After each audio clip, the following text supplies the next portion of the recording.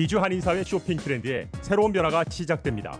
미주 한인들을 위한 아마존 스타일의 홈쇼핑이 탄생했습니다. 최신 트렌드에 맞는 발빠른 상품 업데이트로 언제든 최신 상품의 쇼핑이 가능하고 까다롭고 엄격한 제품 선정을 통해 최상의 품질을 보장합니다. 인터넷이 어렵다고요? 친절하고 전문적인 고객 서비스에서 상담부터 결제까지 도와드립니다. 로그인 필요 없이 복잡한 주문 프로세스를 모두 없앴습니다. 이제 한국 제품 미국 내 쇼핑은 한국 홈쇼핑이 최고입니다.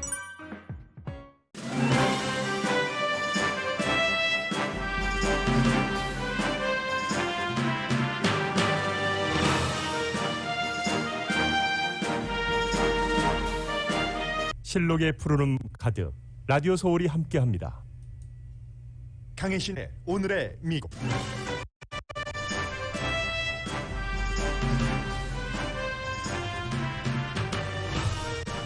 캘리포니아주가 흑자 예산으로 저소득층 렌트비를 갚아주는 게 세계적인 이슈입니다. 돈이 남았을 때 어떻게 쓰는 게 옳은가에 대한 논란입니다. 뉴욕시 시장 예비선거에서 아프리칸 아메리칸인 은퇴한 경찰국장 에릭 아담스 후보가 현재 1위입니다. 2위 역시 아프리칸 아메리칸이고 여성인 마야 윌리 후보입니다. 누가 최종 후보가 되든지 차기 뉴욕시장은 아프리칸 아메리칸 남자냐 여자냐로 결정날 것으로 보입니다.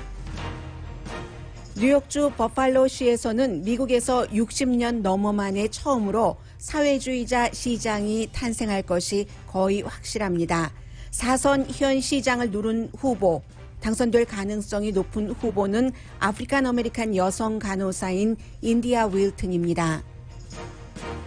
연방 상원에서는 공화당 상원 의원 전원이 투표권 법안을 토론하는 것조차 막았습니다.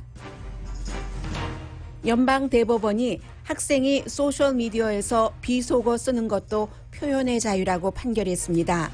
역시 연방 대법원은 영장 없이 경범 용의자를 쫓아 가택 수색을 하는 것은 경찰력 공권력, 그 같은 경찰력 공권력 확대는 기각했습니다. 코로나 바이러스 시대에 스몰 비즈니스 창업이 늘어나는 놀랄만한 현상이 이어집니다.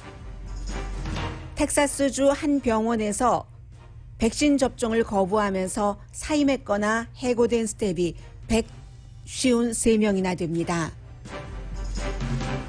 뉴욕시 자연사 박물관이 인종차별 논란이 이어져 온 루스벨트 대통령 동상을 철거합니다.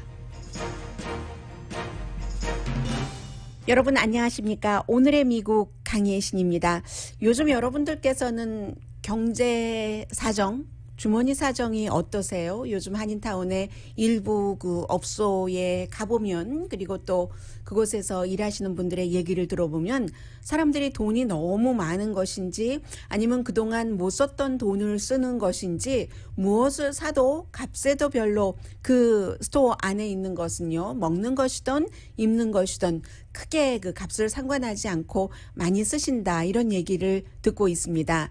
캘리포니아주가 예산 흑자입니다. 예산 적자가 아니라 굉장히 그 흑자 폭도 커요. 1,000억 달러 이상 흑자이기 때문에 이것은 굉장히 그 큰 흑자이기 때문에 어제 말씀드린 것처럼 이 돈을 어떻게 쓰느냐 해서 이제 상당 부분을 렌트비를 그동안 코로나 바이러스 사태로 못 냈던 사람의 렌트비를 주정부가 대신 내준다 했더니 어떤 분은 아니 집 갖고 모기지 페이먼트 하던 사람도 힘들었던 건 다 마찬가지인데 왜 렌트 들어 사는 사람만 갚아줍니까? 어떤 분들은 또 나중에 힘든 때 쓰도록 저축을 해야지 그 돈을 왜 그렇게 쓰느냐, 그래서 논란입니다.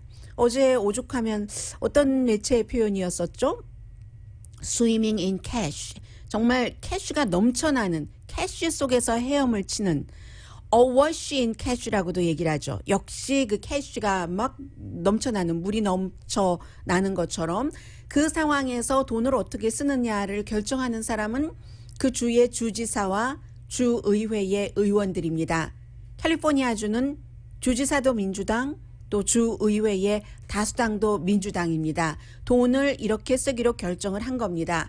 이렇게 쓰기로 결정한 것에 대해서 그 결과에 대해서는 나중에 알 수 있지만 논란은 여전합니다. 그야말로 골든 스테이트가 돈을 퍼주기를 하고 있다. 선심을 쓰고 있다. 정치인들이 이렇게 얘기를 하고 있는데 아마 최종적인 안이 나오면 알겠습니다만은 한 90만 명 정도 렌트비를 내지 못한 그 저소득층 지역에 따라서 다르지만 평균 1년에 뭐 7만 5천 달러 미만을 버시는 분들이 렌트비를 못 내셨으면 그걸 전부 주정부가 갚아주겠다는 건데 이건 사실 렌터들에게만 좋은 건 아니죠. 그동안 렌트로드들도 돈을 못 받아서 힘들었었고 그리고 앞으로 어떻게 받을 것인가 굉장히 고민을 하고 있었는데 그분들은 돈을 받게 되는 거잖아요. 그렇기 때문에 이건 꼭 뭐 저소득층에게만 좋은 것이다라고 말하기는 힘든 정책처럼 보입니다.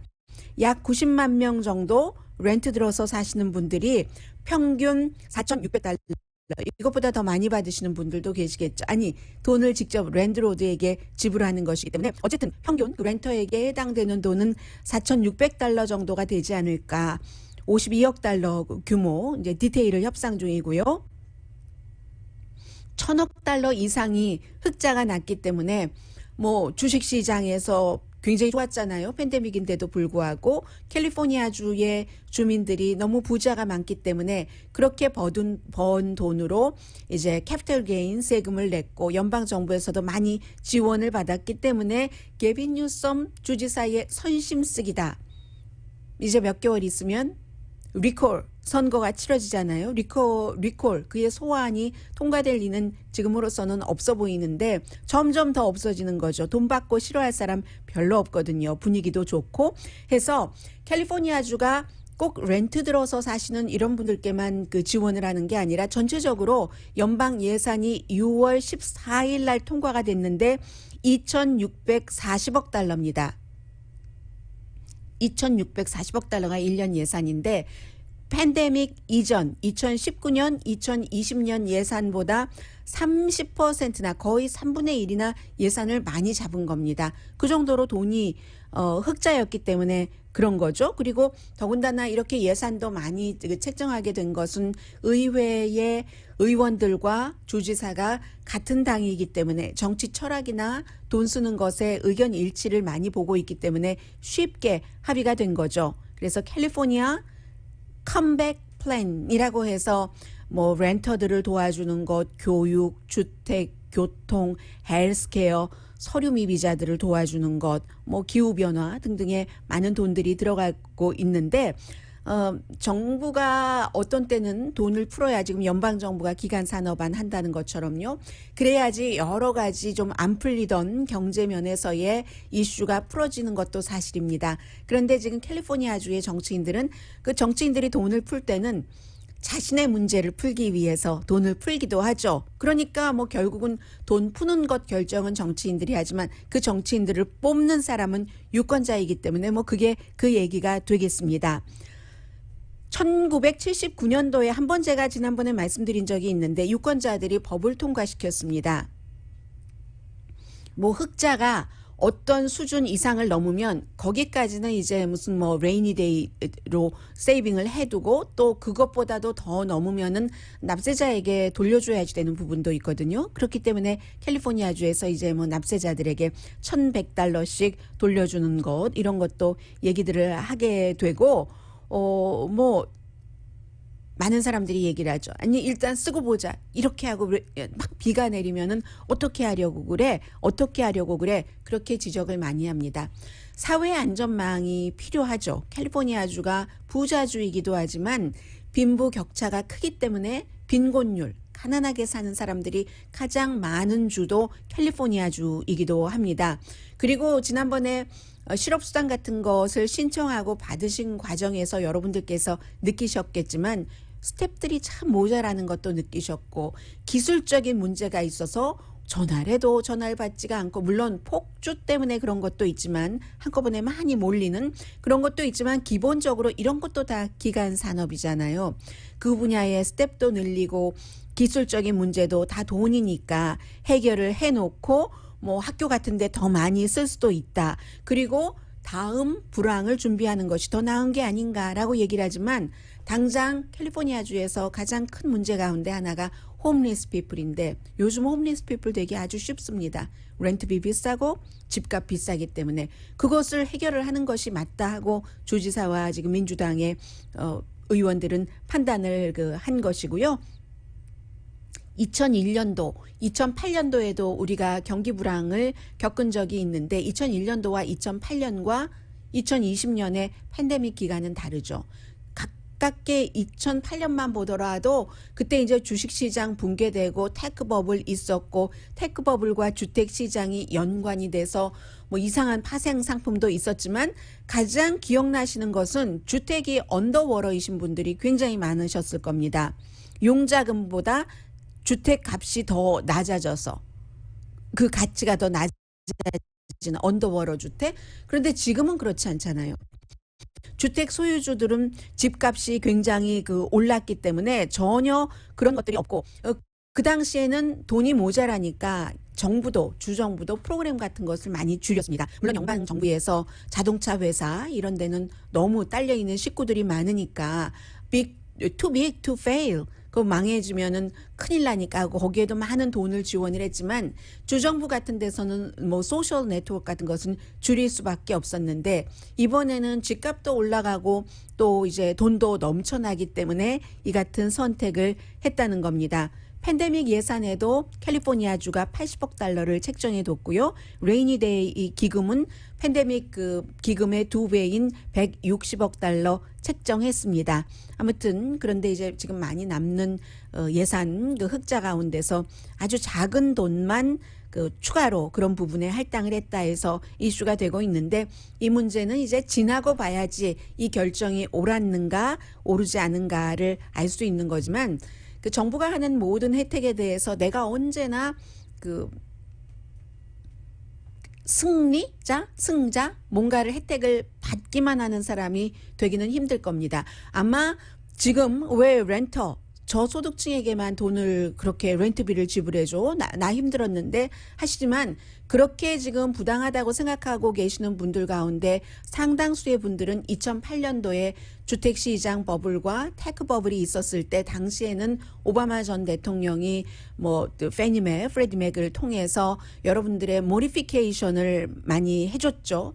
그래서 부지런하셨고 하려고 하는 의욕이 있으셨던 동기가 있으셨던 분들은 빚에서 언더워러 주택이었기 때문에 그 빚에서 많은 부분을 어쩌면 몇십만 달러를 탕감받으시는 분이 지금 렌트비 평균 한 렌터에게 4,600달러 돌아가는 것을 불만하고 계실지도 모릅니다.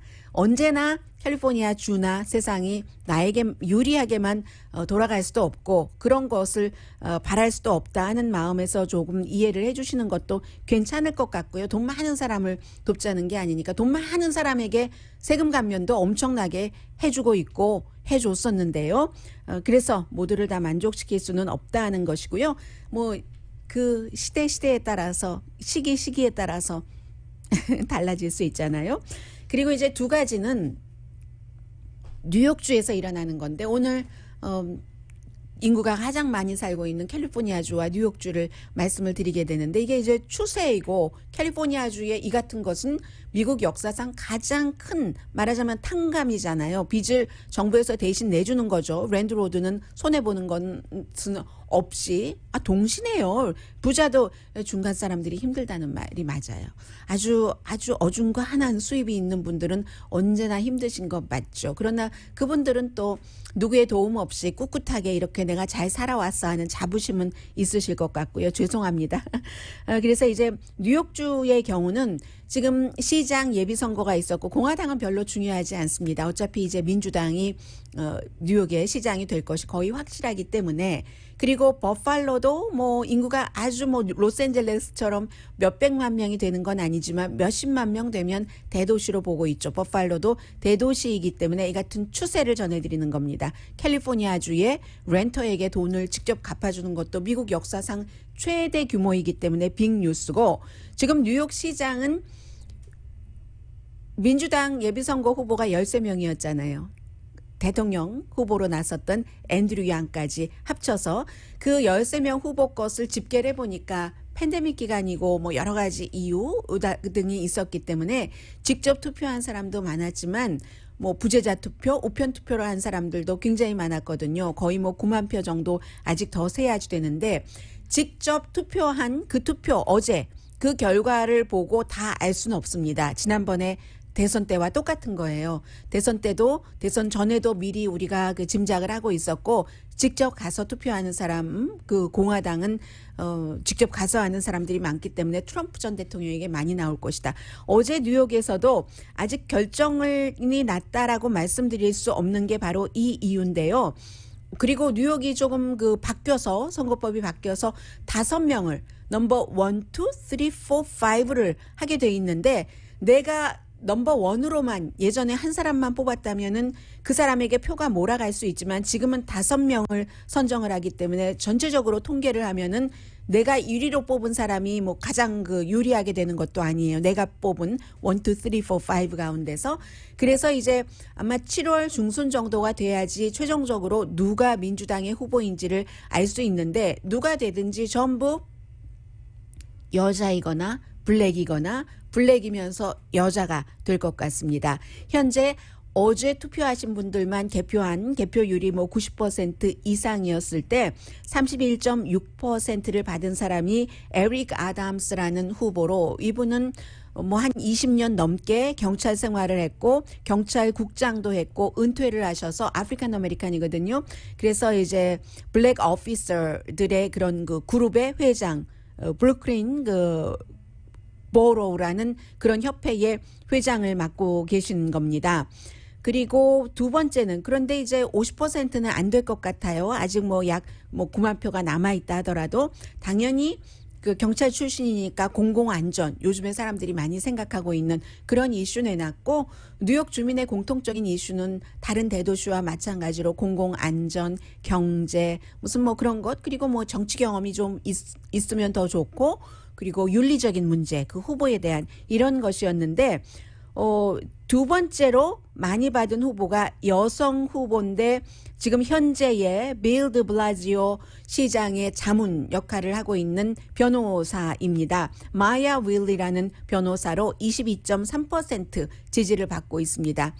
현 시장은 임기 제한 때문에 나오지 못하고요. 세 번째도 여성 후보인데 그 캐슬린 가르시아라는 전에 그 공중위생 커미셔너를 했던 이분도 19.7%를 받았기 때문에 부재자 투표에서 어떻게 나오느냐에 따라서 달라지고 그러면 두 사람 가운데 한 사람이 되면 뉴욕에서 여자 시장 한 사람은 또 아프리칸 아메리칸 여자 시장이 될 확률이 아주 높고 아니면 아니더라도 남자 그 블랙 그 시장이 나올 가능성이 아주 높아지게 됐습니다. 앤드류 양 후보가 4위를 했어요. 그래서 이제 어제 패배를 선언을 했고요. 버팔로의 경우는 굉장히 진보적인 도시죠. 그런데 미국에서 밀워키에서 1960년대에 프랭크 제이들러라는 시장이 떠난 뒤에 처음으로 지금 현재 이 후보가 뭐 최종적으로 다 나온 건 아니지만 거의 이제 그 확정된 것으로 보이는데 민주당의 예비선거였어요. 역시 버팔로도. 그런데 버팔로도 존 F 케네디 전 대통령 행정부 이후에 공화당을 시장으로 만든 적이 한 번도 없기 때문에 이번에 당연히 뉴욕시나 마찬가지로 민주당이 시장이 될 것 같고 그러니까 민주당 예비선거를 얘기하는 거예요. 현 민주당의 시장이 사선 시장일걸요. 네, 사선 맞네요.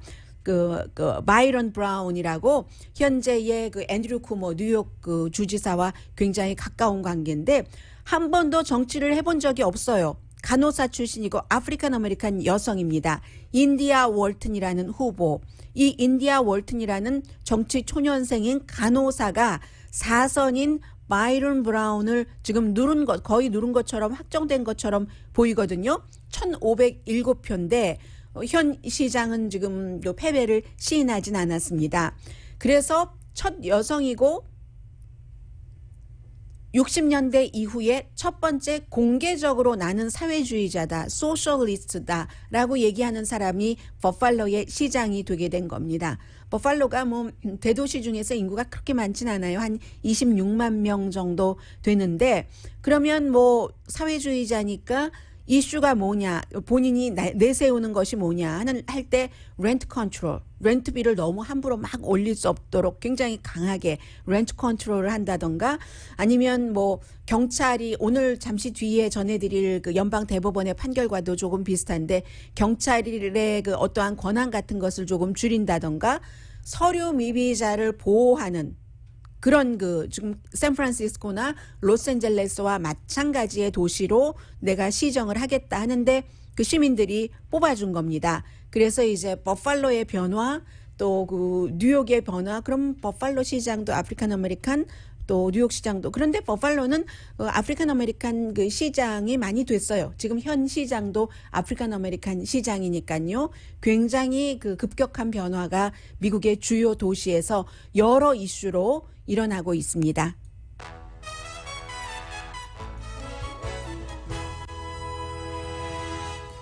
오늘의 미국은 전문가가 추천하는 이민법, 가정법 전문 제인정 종합법률사무소, 미주류 언론과 유명 인사들을 감동시킨 미주 판매 1위 카후나 마사지 체어, 한인 기업의 자랑 카후나 마사지 체어, 코지다운 갤럭시 거위털 이불은 잠이 솔솔 오게 하는 기능성 거위털 이불, 거위털 이불 전문회사 코지다운, 언제 어디서나 내 맘대로 골라보는 한국 TV, 한국 쌍방울이 만든 최고의 KF94 방역 마스크 트라이를 미주 최초로 출시한 한국 홈쇼핑 공동펀입니다. 제가 방송 들어오기 불과 얼마 전에 나온 그 연방 대법원의 판결이기 때문에 오후가 되면 당연히 이제 더 자세한 내용이 판결문을 다 읽어본 기자들이 정리를 하겠죠. 잠시 뒤에 두 가지 그 이슈와 사실은 이 내용은 내가 생활하는데 뭐가 그렇게 큰 관계가 있을까라고 생각하실 수도 있지만 미국의 큰 흐름에서는 무척 중요한 이슈, 잠시 뒤에 전해드립니다.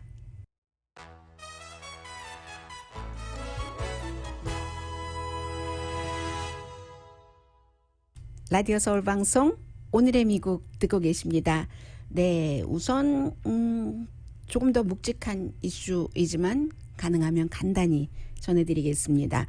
어제 그 연방의회에서 정말 중요한 일이 있었는데 지금 그 공화당이 주도하는 많은 주나 시정부에서 여러 가지 그 지난번 선거가 끝나고 난 뒤에 투표하는데 제한을 두는 법안을 많이 마련하고 있는데 그런 것에 대해서 전혀 이제 반대되는, 가능하면 많은 사람이 쉽게 투표를 할 수 있게 하자 하는 법안을 민주당에서 연방 차원에서 내놨습니다.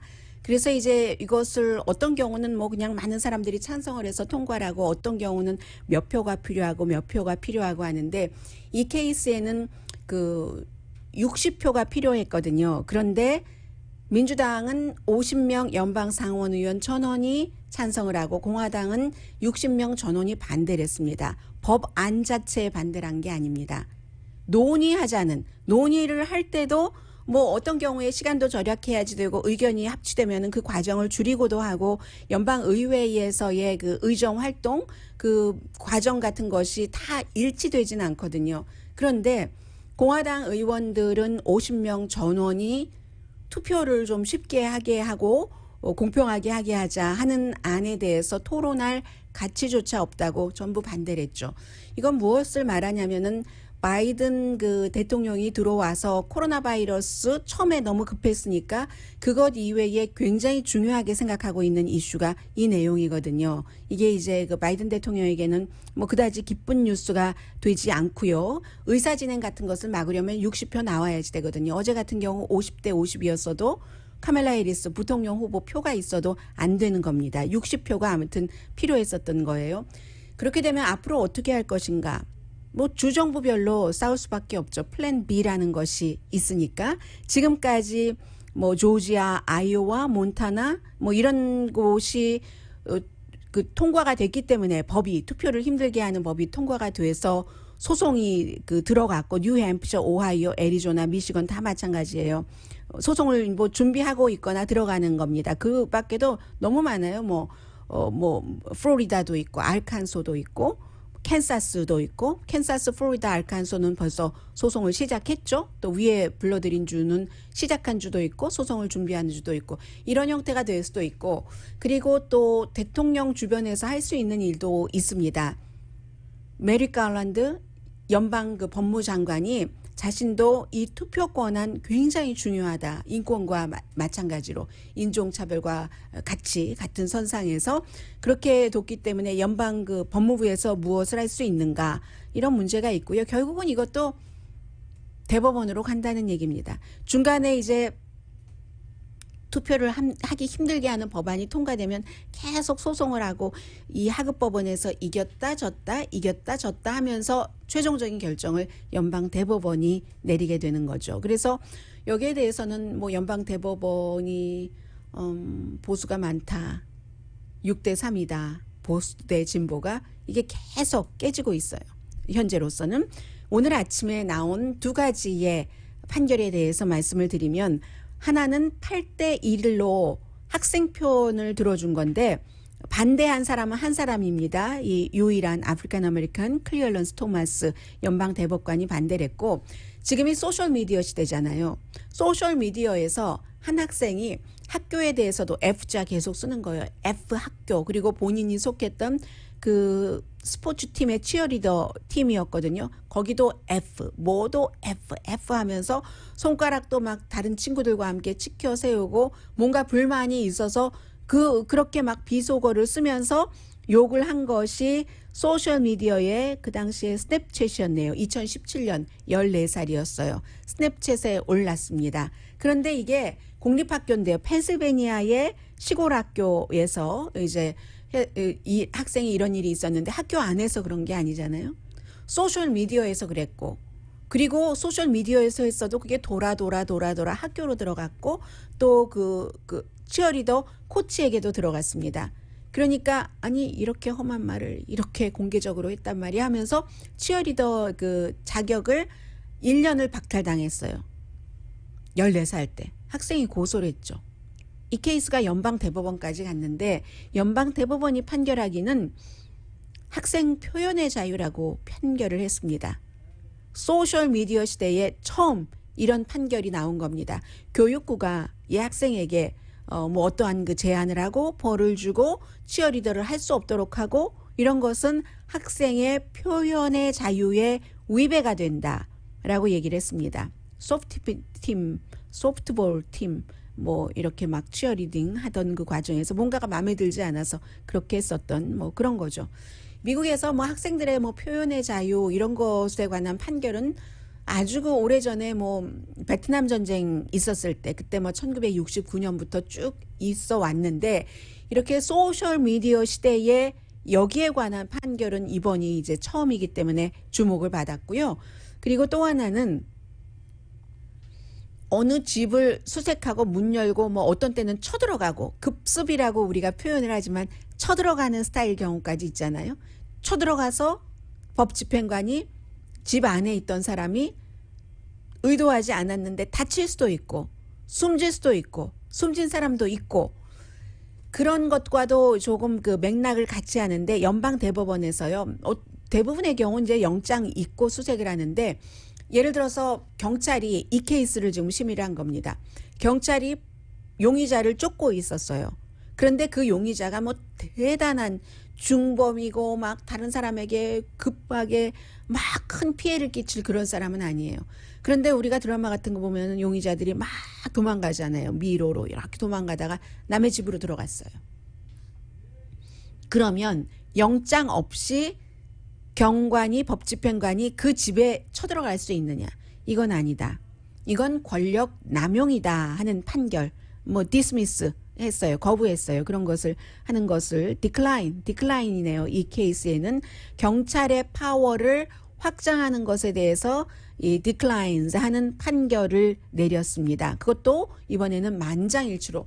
요즘 이상하게 연방 대법원에서 나오는 판결들이요.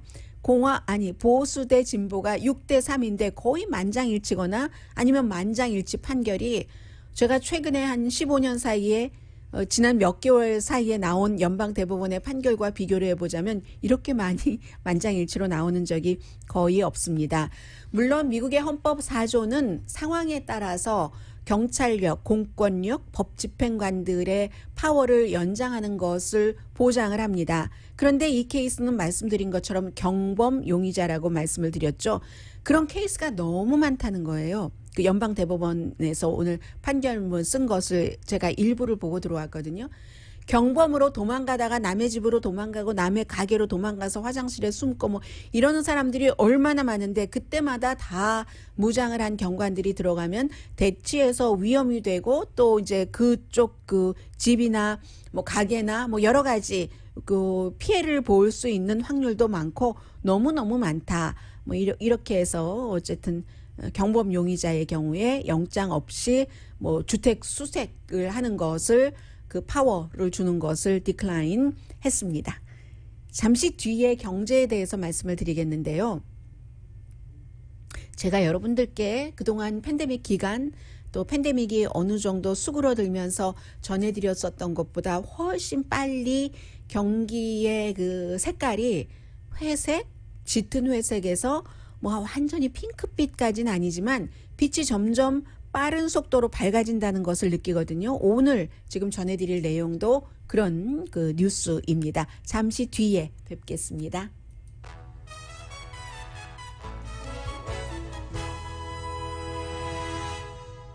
좀 전에 이 코로나 바이러스에 관한 공익 광고를 들으셨는데 맥도날드에서도 백신 접종한다고 하잖아요. 로컬 맥도널드에서도 백신 접종하고 우선 경제 뉴스를 말씀드리자면은 제롬 파웰 연준 의장이 어제 의회 청문회에 나가서 얘기하는데 초지일관입니다. 지금 이 인플레이션은 임시일 것이다. 이런 얘기를 하고 있고 그것은 결국은 그 바이든 대통령의 기간 산업안을 그 지원하는 말이 될 수도 있는 것이고요. 그 밖에는 지금 뭐 비트코인 오늘 조금 회복하던데요. 보니까 2021년도에 얻었던 거 다 싹 다 그 쓸어버리고 그리고 오늘 조금 괜찮아진 것 같다는 그런 그 분위기 보면서 들어왔고요. 뭐 2020년도에 41,410명이 늘 뭐 드리는 말씀이에요. 자세한 내용은 말씀 안 드리겠습니다. 추세만 헤드라인으로 전해드리자면 41,410명이 굉장한 부자가 됐대요. 그러니까 당연히 지금 무슨 인덱스 그 그래프 같은 것을 많이 보여주고 있는데 빈부격차, 부의 불균등 분배 같은 것을 얘기를 하고 있습니다.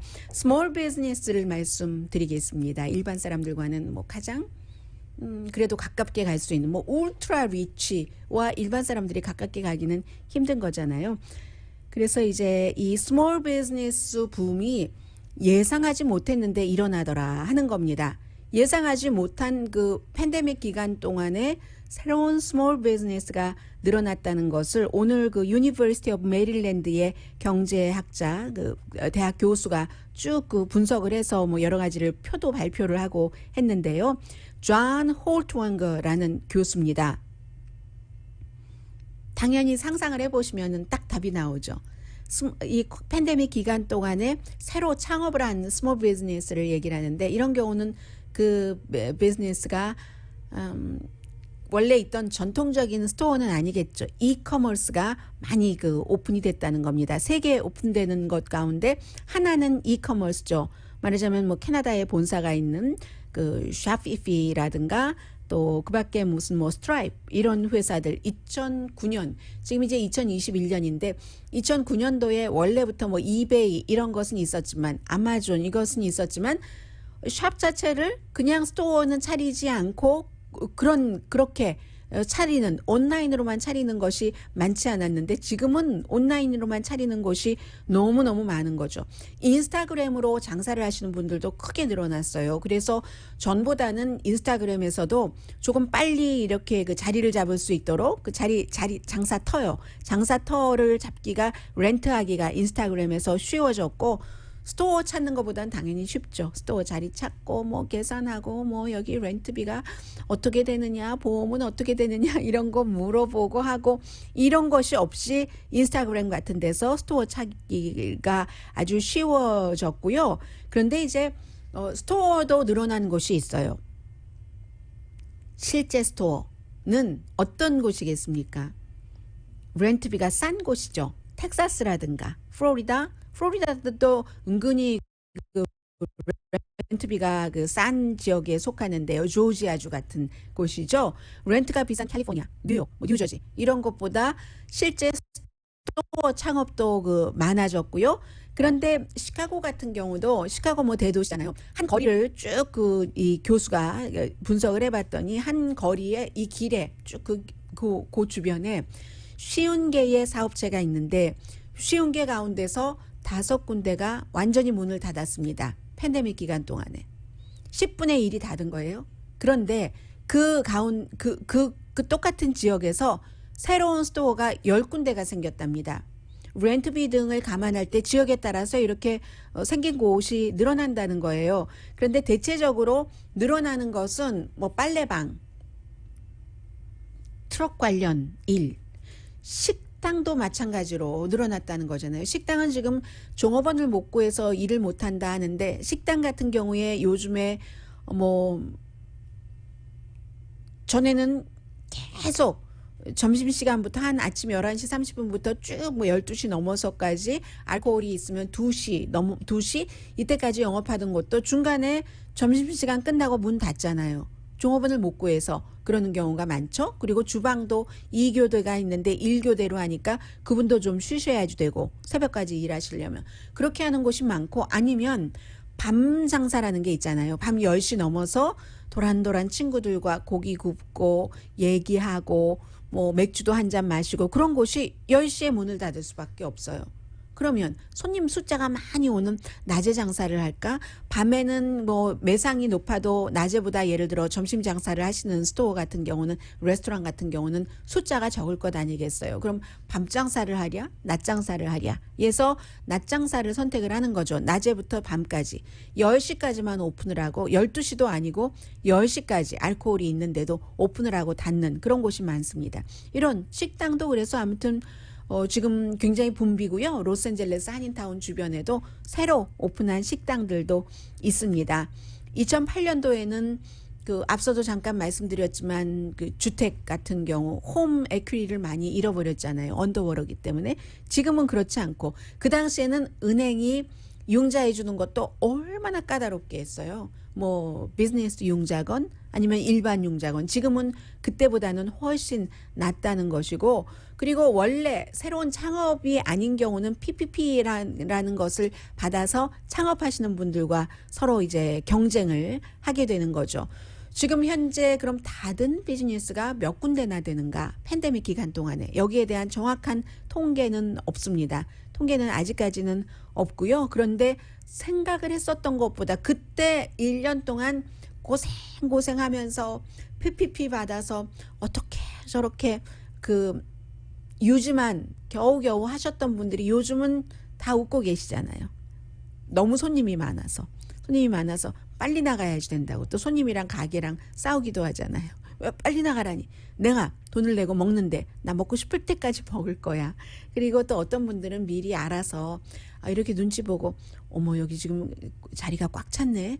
그럼 우리 빨리 먹고 나가야지 되겠어. 뭐 이런 분들은 또 그런 분 나름대로의 여러 가지 사정이 다르니까 뭐 이분은 야박하고 이분은 좋다라고 말씀드릴 수도 없는 거예요. 그리고요. 커네디컷주도 7월 1일부터 레크리에이션용 마리화나가 합법이 되는 그런 주가 되게 됐습니다. 잠시 뒤에 코로나 바이러스와 다른 뉴스, 문화적인 뉴스 전해드립니다.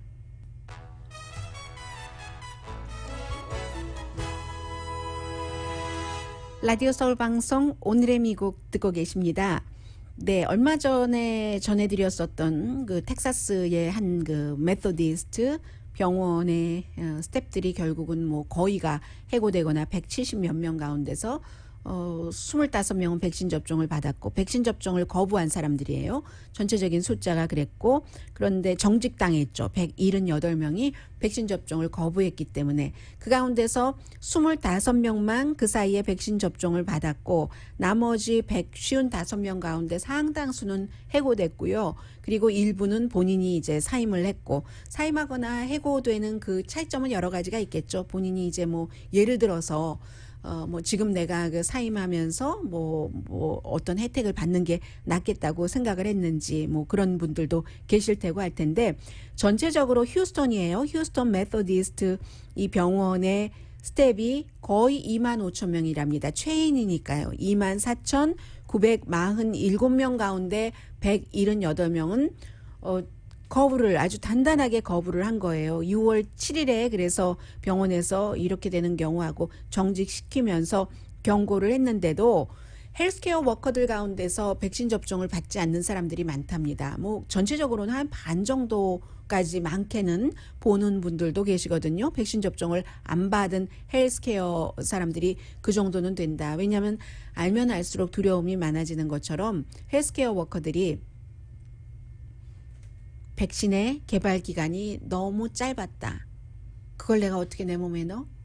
그리고 부작용 무서워서 뭐 일반 사람들도 부작용 때문에 다 같은 이유이겠죠. 뭐 종교적인 이유도 조금 그 있기는 하겠지만 그런데 이제 여기에 대해서 이 휴스턴 그 메서디스트 병원은 세 가지. 첫 번째는 그 본인의 건강을 생각을 해야지 되고 코로나 바이러스에 감염될 그런 확률. 두 번째는 다른 직종과는 달리 이게 의료직이기 때문에 환자를 생각을 해야지 되잖아요. 환자가 가장 약한 사람이고 코로나 바이러스에 취약한 사람인데 만약에 이 의료진이 건강해서 본인은 괜찮다 하더라도 환자에게 옮기면 그걸 생각을 해야지 되고 그리고 이제 그 두 가지를 합쳐서 세 번째네요. 뭐 당신에게 좋고 환자에게 좋고 이게 윤리적인 것이다 라고 얘기를 하는 거죠. 변호인 측이 있었어요. 이분들의 변호인 측의 주장이 법원에서 성공하지 못했습니다. 판사한테 야단만 맞았어요. 변호인이 뭐라고 얘기를 했냐면요. 아니 내가 백신 접종을 받던 받지 않던 왜 병원이 상관을 하는 것이지?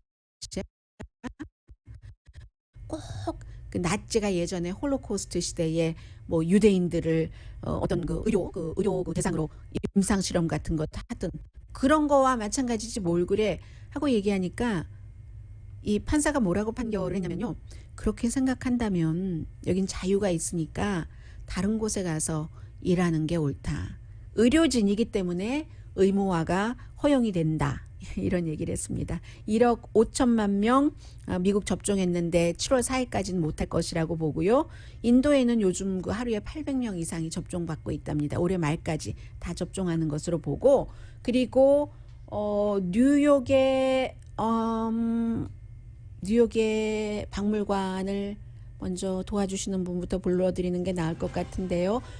오늘의 미국은 전문가가 추천하는 이민법, 가정법 전문 재인정 종합법률사무소, 미주류 언론과 유명 인사들을 감동시킨 미주 판매 1위 카후나 마사지 체어, 한인 기업의 자랑 카후나 마사지 체어, 코지다운 갤럭시 거위털 이불은 잠이 솔솔 오게 하는 기능성 거위털 이불, 거위털 이불 전문회사 코지다운, 언제 어디서나 내 맘대로 골라보는 한국 TV, 한국 쌍방울이 만든 최고의 KF94 방역 마스크 트라이를 미주 최초로 출시한 한국 홈쇼핑 공동 후원이었습니다.